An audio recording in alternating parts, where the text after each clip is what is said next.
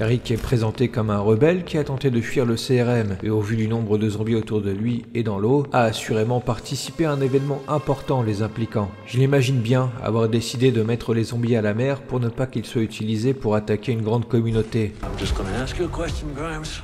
Look in your eyes. Why are you here? Do you want to kill? Or do you want to die?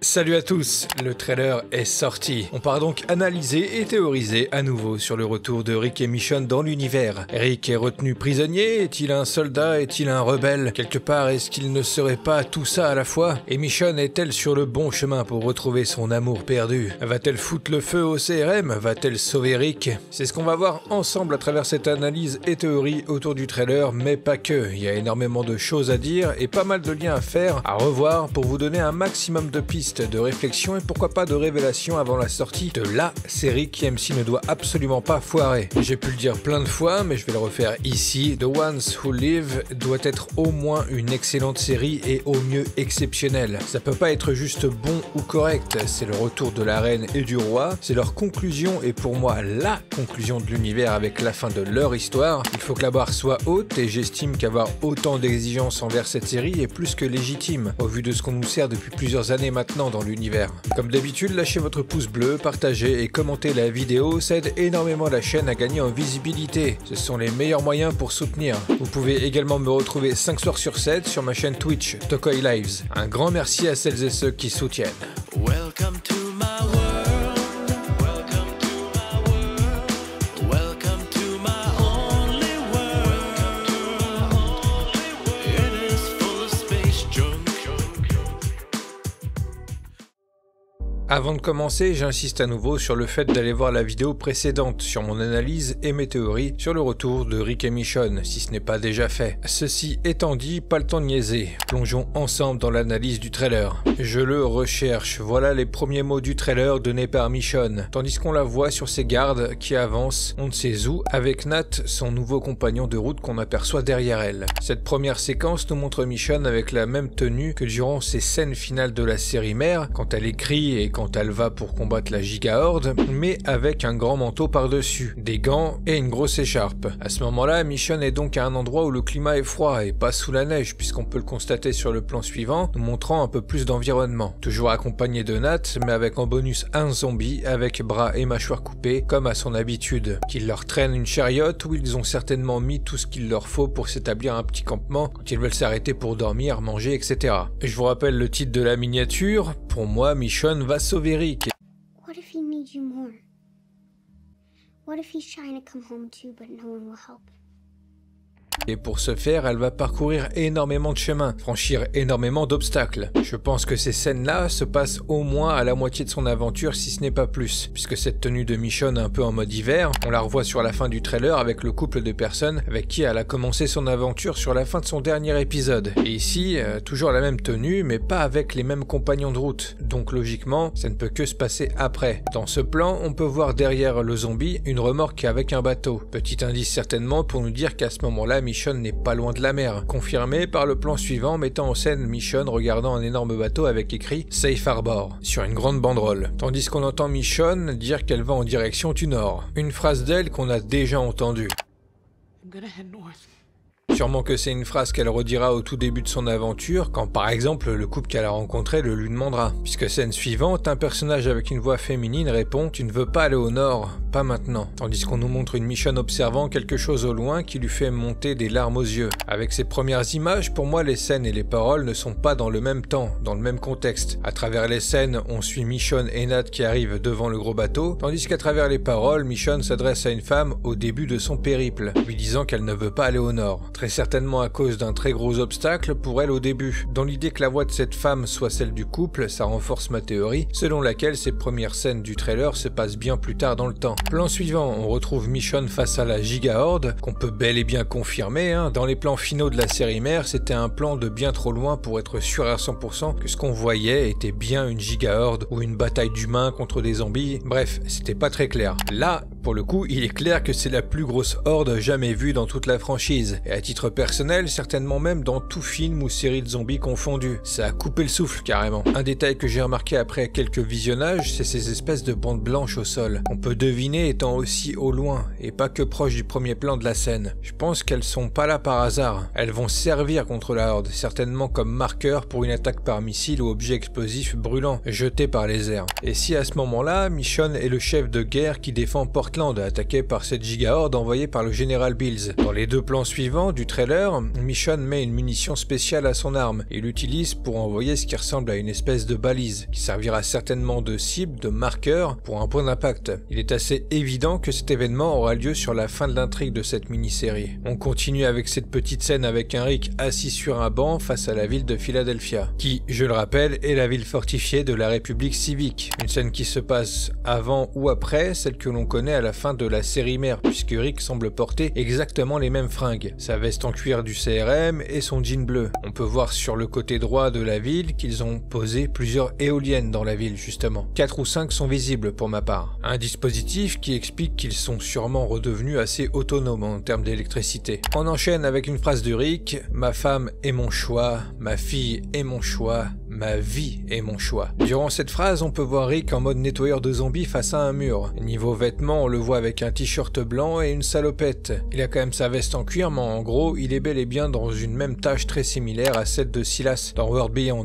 avant d'être pris par Jadis pour intégrer l'armée. En fond, on remarque le tag avec une tête que l'on revoit un peu plus tard dans le trailer. Les 8 prochaines images mettent en scène la même séquence, où Rick nettoie tout ce qui veut franchir cet étroit passage. On reconnaît le même mur entre les scènes de fight debout et quand il est assis par terre. Avec cette séquence accompagnée par les paroles de Rick, le thriller confirme qu'il a toujours été retenu au CRM contre son gré, ce qu'on avait tous compris depuis longtemps, mais là on nous le montre. Sur ce plan en particulier, il y a moyen de relancer la question théorique entourant Silas. Au vu du style, ça correspond par rapport au bonnet, mais pour le reste, ici le personnage met la salopette par-dessus la veste du CRM. Là où Silas, lui, met sa veste par-dessus la salopette. La possibilité de cette rencontre est cool, mais implique que ça ait lieu avant la proposition que fait Jadis à Silas, puisqu'après ça, au vu de sa nouvelle fonction, ça serait pas très logique que Silas se retrouve au nettoyage de zombies avec Rick. Mais il y a une petite fenêtre de possibilité. On revient à Michonne en pleurs. « Ça fait si longtemps », dit-elle. Un plan sur son téléphone avec Nat qui enchaîne en expliquant que les écrits en japonais veulent dire « crois un peu plus longtemps ». Quelque chose que je vous avais déjà dit dans la vidéo précédente. Une phrase qui va redonner du courage à Michonne et la porter pour continuer son périple, à un moment où elle semble avoir un petit moment de faiblesse entre guillemets. Les plans autour du feu avec Nat et Michonne qui pleurent ont l'air d'être sur la même scène, mais pas celle où Michonne observe son téléphone. Plan miroir avec un autre téléphone que conserve Rick, avec le visage de Michonne dessiné dessus. Pendant que Pearl Thorne remercie Grimes, celui-ci qui lui répond en demandant pourquoi, et cette dernière rétorque « Tu m'as montré que je ne peux pas m'enfuir ». Les dessins sur les téléphones ont l'air d'avoir été dessinés par la même personne. Mais qui est cette fameuse personne? Il faut absolument que ce soit une personne au mieux asiatique, au moins qui sait parler et écrire japonais. Parmi les nouveaux personnages de ce trailer, on a Pearl, jouée par Leslie Ann Brandt, terriblement excellente dans Lucifer au passage, et Nat, jouée par Matthew August Jeffers. Concernant Leslie Ann, elle n'a aucune origine asiatique, mais Matthew Jeffers, absolument aucune idée, étant donné que je n'ai trouvé aucune biographie sur lui pour en savoir plus. Des deux personnages, on sait que c'est Nat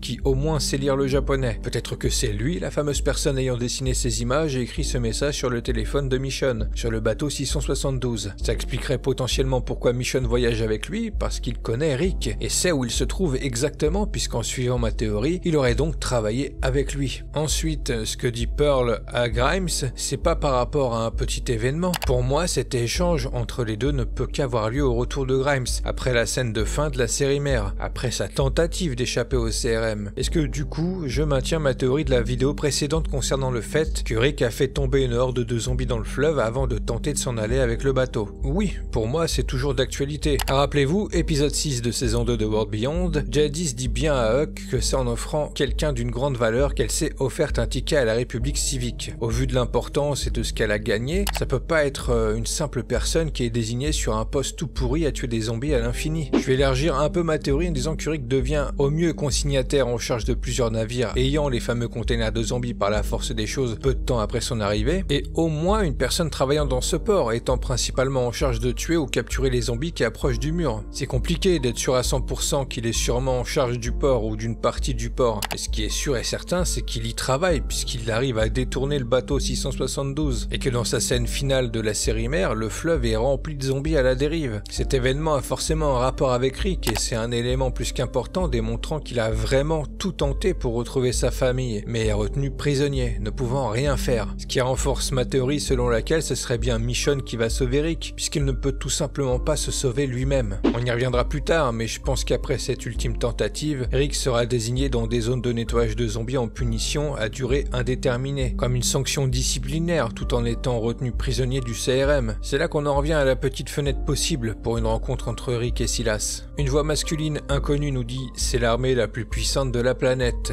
Je dis inconnue parce qu'après on entend le général Bills et j'ai pas vraiment l'impression que ce soit la même voix. Ceci dit, durant cette phrase, on nous met d'abord ce plan, une immense forêt avec une grande montagne enneigée au loin et des hélicos du CRM qui s'y dirigent. Au vu du paysage, je dirais qu'on n'est pas loin de Portland, en tout cas que les hélicos y vont ou en repartent. Sachant les événements des 2 saisons de World Beyond, il est plus que logique que Portland soit une ville très présente durant l'histoire. Après avoir détruit Omaha, Bills veut détruire Portland, mais nos héros de World Beyond arrivent à détruire le gaz, préviennent Portland et même s'y dirigent pour les aider. On espère d'ailleurs fortement les revoir, ces personnages-là de World Beyond, dans cette série, sinon ça serait quand même bien dommage. Plan suivant qui m'enseigne un tout nouveau personnage, Donald Okafor, ayant le grade lieutenant-colonel d'après le wiki de Walking Dead. Peut-être que la voix précédente est la sienne d'ailleurs. Derrière lui, d'autres soldats du CRM, mais des soldats spéciaux, qui ont l'air de correspondre à ceux qu'on a déjà vus dans le court teaser de l'été dernier, et qu'on reverra ici dans ce trailer. Il a l'air de s'agir d'une unité spéciale du CRM. En fond, le décor ressemble énormément à un port, un chantier naval, au vu des containers que l'on peut observer sur la droite, les fameux containers certainement remplis de zombies. On y voit même devant les containers un personnage qui n'a pas l'air d'être Rick, mais a à peu près les mêmes vêtements, veste CRM et jean bleu, ce qui confirme ma théorie que Rick travaille bel et bien dans cet endroit. On peut le voir à travers le personnage de Pearl, mais les personnes travaillant dans cet endroit ont l'air d'avoir à peu près les mêmes fringues, et au vu de comment Pearl parle à Rick, mon intuition me dit qu'ils travaillent ou ont travaillé ensemble. Le plan suivant nous montre le général Bills face à ses lieutenants, caporal, soldats et même de son unité spéciale. Pas grand chose à dire là-dessus, si ce n'est que le général Bills porte les mêmes vêtements que durant son échange avec Rick juste après. Ce dernier qu'on entend dire « Je vais juste te poser une question, Grimes, en regardant dans tes yeux. Pourquoi tu es là? Est-ce que tu veux tuer ou est-ce que tu veux mourir ?» Pendant sa question, on voit un petit groupe de l'unité spéciale du CRM en rouge qui ouvre un grand portail. Leur design est vraiment très stylé, faut le dire. Ceci dit, peu d'indices sur le lieu de l'action. On est dans un environnement style forêt avec un parking. Ici, on a enfin un visuel serré très stylé de Terry O'Quinn en mode General Bills, pendant qu'il pose ses questions à Rick qui est face à lui. Tous les deux assis dans ce qui semble être l'espace qui fait un peu parc, qu'on a déjà pu voir dans World Beyond, et qu'on revoit sur cette image. Rick, à ce moment-là, porte ce qui semble être un pull un peu gris-blanc avec un t-shirt blanc en dessous. Donc ça ne concorde avec aucune image vue précédemment ou suivante dans ce trailer. J'ai personnellement la sensation que ça se situe quelques heures après sa tentative de s'enfuir du CRM, puisque les questions de Bills sonnent vraiment comme une menace, un ultime avertissement. Soit tu continues à faire le con et on te tue, soit tu te tiens à carreau et tu retournes au nettoyage, à tuer du zombie à l'infini. Le fait qu'il ne mentionne pas que ce choix signifie ne pas mourir montre bien que faire cette corvée n'est pas une vie, confirmant bien que Rick est en prison au sein du CRM. Deux plans intéressants durant les questions de Bills, entre les scènes de leur face-à-face, l'un montrant Rick tuer du zombie dans la nuit, un zombie qui a donc la particularité d'avoir des espèces de poches brûlées, de braises, des parties du corps qui sont en train de brûler du coup, tandis qu'en fond on devine une entrée d'une structure avec des lampes rouges. Cette action, cette scène pourrait coïncider avec ma théorie d'un Rick qui libère des centaines et des centaines de zombies en dehors de là où ils sont retenus, avant d'être placés dans les containers. Le fait que ça soit de nuit semble logique, puisque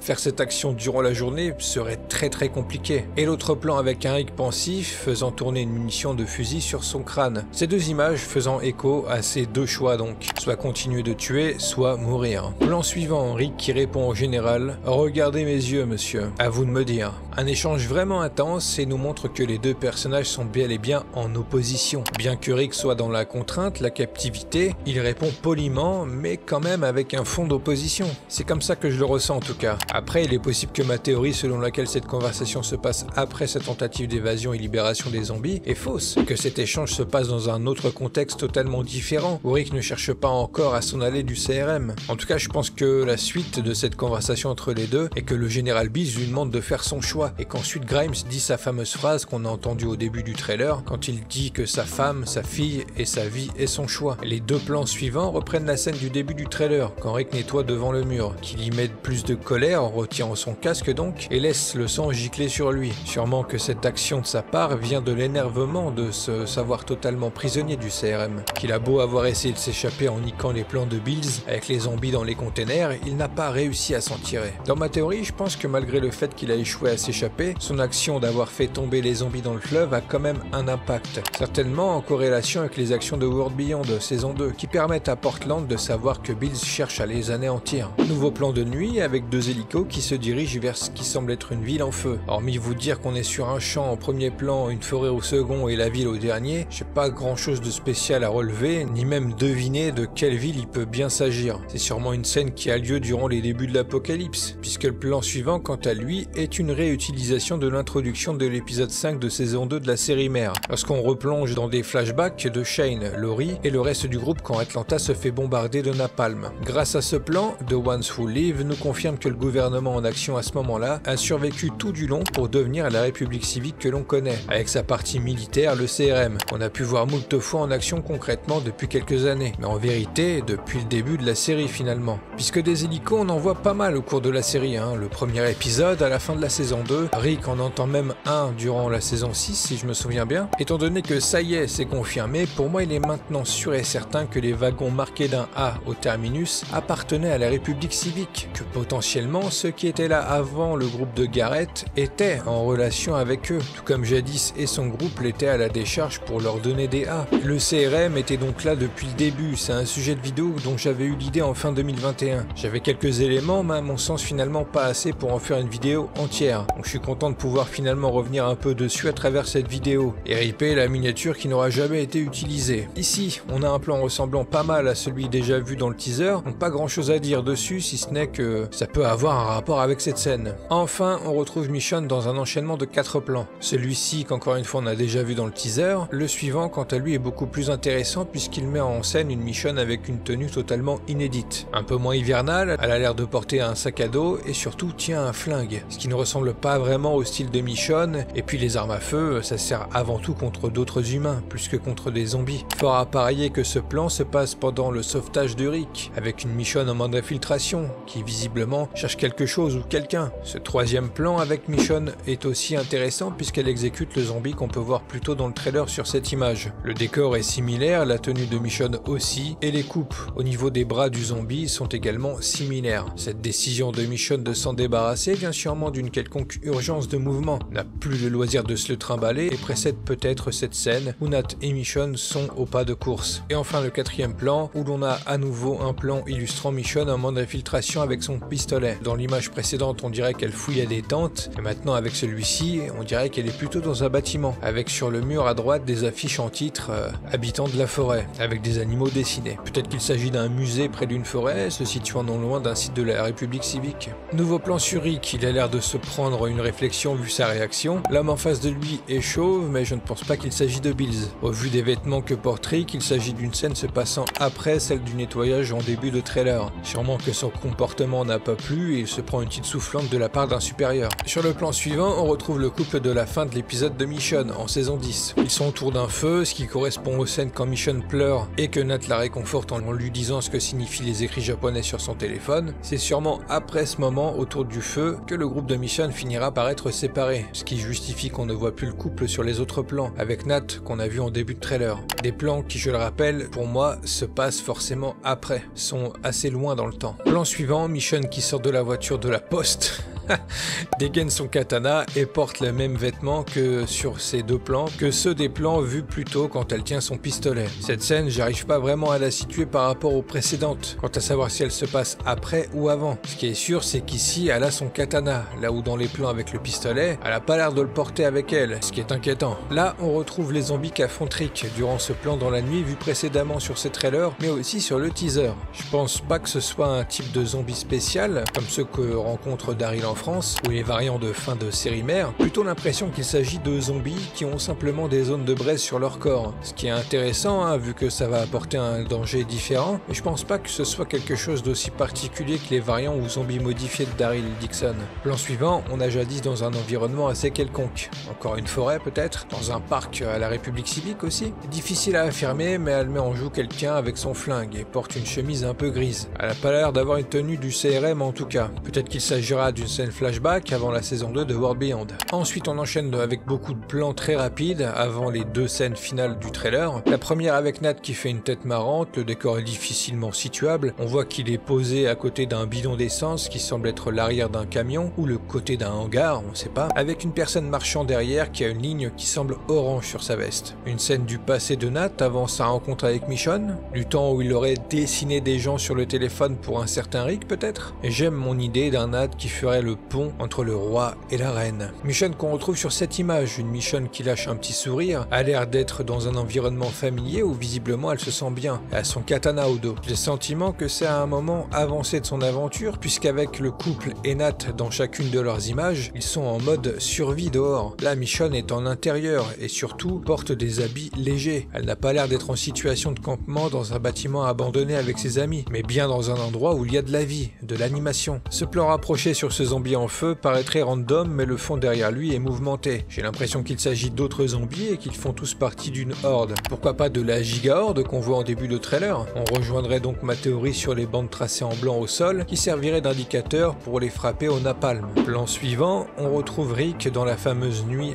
face aux zombies braisés, celui-là qui a particulièrement une sale gueule. Peut-être que finalement le CRM les trafique d'une quelconque manière, même si c'est pas mon ressenti premier, c'est une possibilité à ne pas écarter. On peut voir qu'au niveau de sa tête, il y a quelques pics sur sa gueule, et ça me fait carrément penser aux zombies que Rick affronte en saison 7 épisode 10. Vu que c'est un zombie qu'il affronte chez les Garbage Kids de jadis, et qu'ils sont en contact avec le CRM, il y a potentiellement un lien. Retour sur Michonne en mode tenue hivernale qui crie « Get out !» Allez-vous-en, sortez! En reculant et regardant visiblement quelque chose de très dangereux qui arrive sur elle et ses compagnons de route. Ici, un hélico qui tire 2 missiles sur un bâtiment, et c'est très intéressant puisque visiblement, il y a un autre hélico du CRM qui s'est crashé sur le bâtiment juste avant. C'est donc une scène particulière, un hélico du CRM qui tire sur un autre hélico du CRM qui vient de se crasher dans un bâtiment. Plan suivant, la caméra filme un rétroviseur nous montrant le bâtiment s'effondrer, ce qui donne clairement l'information que quelqu'un assiste à cette action du CRM. Et l'avant-dernier plan qui montre une Michonne et les autres dans l'urgence, tirant la femme du couple, l'homme étant juste derrière eux, avec également une autre personne sur un cheval qui se retourne vers le gaz chlorine du CRM, et observant une foule de personnes se sauver en courant à l'opposé du chemin que prend Michonne. Je pense vraiment que ce sont des vivants et pas des zombies, avant qu'une seconde salve de gaz explose juste derrière Michonne et la femme. Petit détail sur elle, elle porte le même haut que sur cette image, donc les deux scènes ne doivent pas être trop éloignées dans l'histoire. Suite à ces deux scènes-là, je me demande si elles sont en rapport. Est-ce que le bâtiment bombardé se trouve dans la ville où se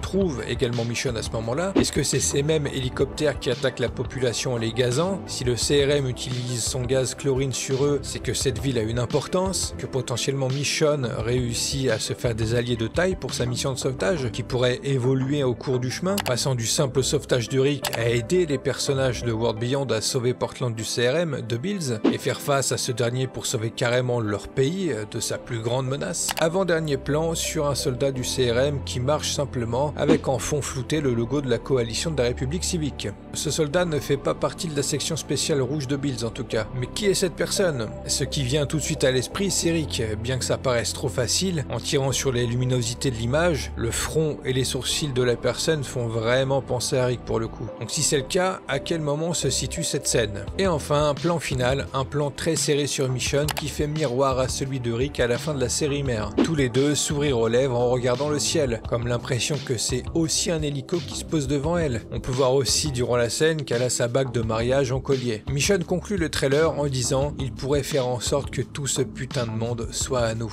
Parlant bien évidemment de Rick, parce que Rick est bien trop le roi pour ne pas être capable de le faire. Du coup, théorie, souvenez-vous plutôt, un hélico du CRM qui termine à un autre hélico du CRM craché dans un bâtiment. Un soldat du CRM en marche qui a l'air d'être Rick. Et si cette attaque au gaz sur la population autour de Michonne venait du premier hélico qui s'est craché dans le bâtiment? Et si c'était Rick dans cet autre hélico qui viendrait sauver Michonne et aurait aurait du coup abattu l'autre hélico du CRM. Peut-être que plusieurs années après sa tentative d'évasion, Rick a fini par accepter son sort après sa période de nettoyage forcé de zombies et sert depuis le CRM sans vraiment broncher ou en attendant le bon moment. Pourquoi pas épaulé par Elizabeth comme je le théorisais dans la vidéo précédente. Vous allez peut-être penser que en fait c'est nul puisque finalement c'est Rick qui sauve Michonne et pas l'inverse comme je vous le théorise, mais même après cette action, il est possible que Rick ne puisse tout simplement pas rester auprès d'elle, les deux ayant leur réunification, mais ne pouvant pas rester ensemble parce que Rick doit retourner à la base du CRM pour faire son rapport, laissant une Michonne motivée comme jamais pour sauver son mari et peut-être avec plein de nouvelles informations pour l'aider à rejoindre les bonnes personnes, pour réussir à le sauver et à atteindre définitivement le général Bills. Il est important que vous compreniez bien que Bills dirige la partie militaire de la République civique, que cette dernière n'approuve certainement pas ce que Bills a fait à Omaha, leur ville de coalition, et qu'au vu de ses actions, il a sûrement pris le pouvoir sur son gouvernement et tient Philadelphia d'une main tyrannique. Il faut vraiment que vous arriviez à séparer la République civique et son armée, CRM, qui n'ont pas les mêmes têtes dirigeantes. Il se pourrait très bien que les hauts placés de la République civique apportent leur soutien à la résistance menée par Michonne et Rick pour renverser le général Bills.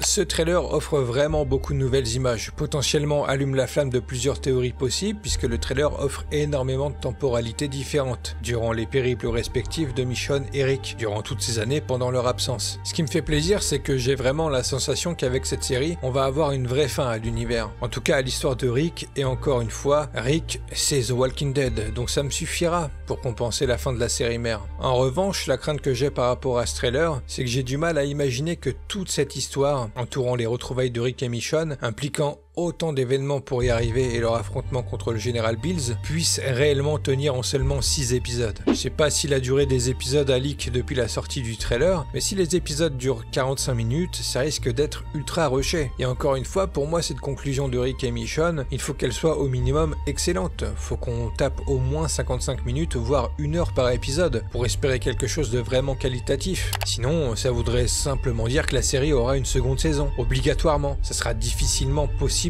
autrement en fait, en incluant le fait qu'on ait également beaucoup à vouloir que Rick et Michonne retrouvent leurs enfants et tous les autres personnages. Il faut forcément une suite à The Ones Who Live. Depuis plusieurs mois vous me parlez du retour de la série mère avec une ultime saison 12 pour tout conclure. Personnellement je suis bien plus chaud pour une saison 2 de The Ones Who Live, pour conclure l'affrontement final entre le CRM dirigé par le général Bills, qui a réussi à plier la République civique, versus Rick et Michonne avec toutes les communautés rebelles et résistantes. On aurait ainsi une réelle fin de l'univers avec Rick Grimes qui le conclut et toutes les retrouvailles que l'on souhaite, puisque une saison 2 laisserait le temps aux séries de Daryl Dixon et pourquoi pas aussi Ted City de se conclure pour rejoindre le combat final. Parce que clairement si ce n'est pas ce combat final qui réunit tout le monde, je vois vraiment pas quelle autre intrigue pourrait le faire. Et est-ce que cette autre intrigue serait aussi intéressante et réunirait autant de monde qu'autour de Rick et Michonne? Je suis vraiment pas sûr. La série s'appelle The Ones Who Live. La série mère se conclut sur tous les personnages qui répètent cette phrase. We're the ones who live. We're the ones who live. We're the ones who live. We're the ones who live. We're the ones who live. We're the ones who live. We're the ones who live. We're the ones who live. We're the ones who live. Même les personnages morts de la série participent à cette phrase finale du show. C'est un symbole fort. Pour moi, ce titre de série peut inclure absolument tous nos personnages. Il inclut tout le monde, pas seulement Rick et Michonne. Comme je vous l'ai dit dans la vidéo précédente, les théories sont des théories. Au-delà de mon analyse, mes théories ne sont là que pour émettre des pistes de possibilités entourant la série à venir, pas forcément vous donner la vérité. J'adore ce moment, d'avoir autant d'inspiration et la possibilité de pouvoir autant théoriser autour de The Walking Dead. J'espère que vous aurez autant aimé regarder cette vidéo que moi j'ai aimé la faire pour vous. Je pense pas avoir loupé beaucoup de choses à travers mon analyse et mes théories, mais forcément que j'ai pas tout vu ou remarqué. Dans ce cas-là, je vous invite à devenir l'extension de cette vidéo et me proposer vos propres théories et intuitions autour de ce trailer, et plus globalement sur la série à venir dans les commentaires sous la vidéo. Et je vous rappelle que je vous ferai une vidéo réaction et critique à chaque épisode de la série, et qu'en attendant, vous pouvez venir me voir et échanger avec moi 5 soirs par semaine sur ma chaîne Twitch Tokoi Lives. Sur ce, je vous dis à bientôt pour une prochaine vidéo. Drifting on the spaceway by the Beetlejuice Hotel, mapping out constellations of the place I know so well, sifting through the system for the piece that knows my name.